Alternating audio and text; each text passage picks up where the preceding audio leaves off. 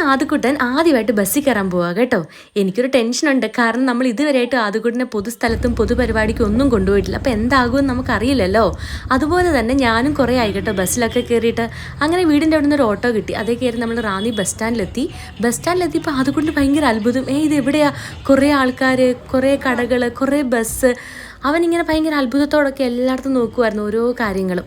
അങ്ങനെ ഞങ്ങൾ ബസ്സിൽ കയറിയിരുന്നു. ആദ്യം അവൻ അങ്ങോട്ട് ഇഷ്ടപ്പെടാത്ത ഒരു കംഫർട്ട് കുറവ് പോലെ എനിക്ക് ഫീൽ ചെയ്തായിരുന്നു.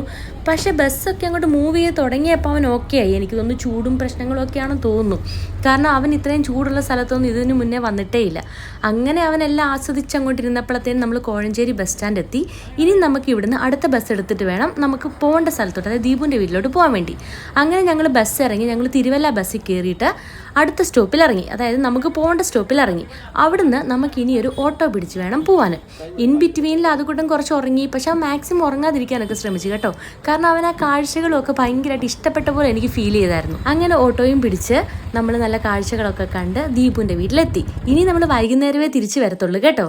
പക്ഷെ വൈകുന്നേരം ആദ്യക്കുട്ടിന് ബസ്സിൽ കയറാനുള്ള യോഗം ഉണ്ടായില്ല, കാരണം അച്ഛനാണെങ്കിൽ നമ്മളെ തിരിച്ച് വീട്ടിൽ കൊണ്ടുവിട്ടേ. അത്രേ ഉള്ളൂ.